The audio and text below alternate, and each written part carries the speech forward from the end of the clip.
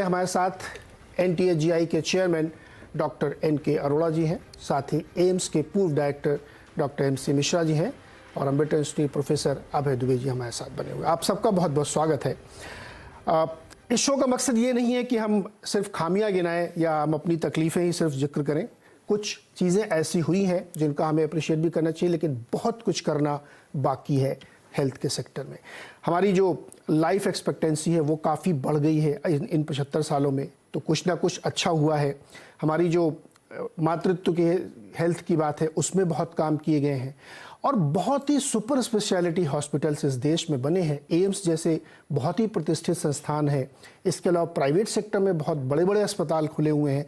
न तो अस्पतालों की कमी है, न डॉक्टर्स की कमी है। अगर आप नंबर्स में एवरेज में देखेंगे तो 1947 में जब 7,000 लोगों पे एक डॉक्टर था, आज 834 पर एक है और WHO के रूल के या उनके मानक के मुताबिक हम लोग काफ़ी बेटर पोजीशन में हैं और विदेशों से लोग यहाँ इलाज कराने आते हैं।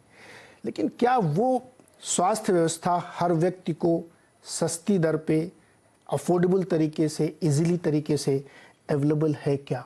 इसी पे आज हम लोग बातचीत करेंगे, कोशिश करेंगे जानने की कि क्या स्थिति है। डॉक्टर अरोड़ा, बिल्कुल सिंपल सा हमारा एक सवाल है कि क्या भारत का जो हेल्थ केयर सिस्टम है हम लोगों ने इतने वर्षों में तैयार किया है, वो आज भी पहले फॉर्म भरने की जिद करता है या पहले इलाज करता है?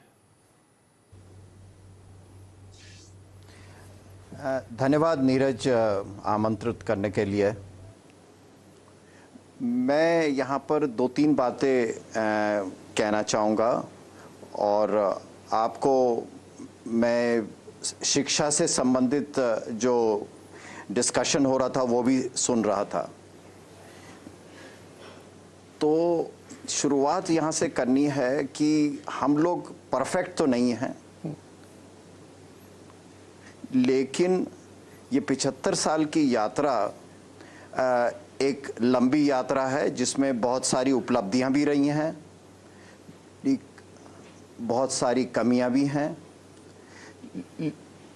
लेकिन पिछले 2.5 साल में हम लोगों ने जिस तरीके से कोविड महामारी का मुकाबला किया है और इस महामारी को एक चुनौती ना लेकर के एक अपॉर्चुनिटी की तरह किया और सिस्टम्स को स्ट्रेंथन किया है,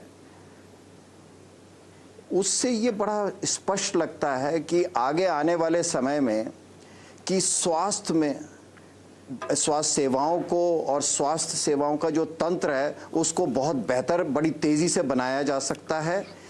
लेकिन जो आपने बात कही कि स्वास्थ्य सेवा गुणवत्ता के साथ इस देश के हर व्यक्ति को उपलब्ध रहनी चाहिए, ये जो एक हमारा विजन है उसको अपने फोकस में बनाए रखने की ज़रूरत है।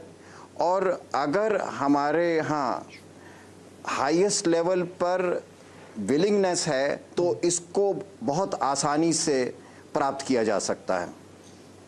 जी डॉक्टर मिश्रा, इस जर्नी को आप कैसे देखते हैं? और इसमें एक सवाल भी मैं जोड़ दूं कि जैसे शिक्षा में हुआ है कि एक तरफ तो बहुत ही सुपर स्पेशलिटी हॉस्पिटल्स, एक तरफ बहुत एमिनेंस के इंस्टीट्यूट खड़े हुए हैं, लेकिन दूसरी तरफ एक बहुत बड़ी आबादी के लिए क्वालिटी की हेल्थ केयर सर्विसेज आज भी मुश्किल है, या अगर है उनके शहर में तो बहुत महंगी है।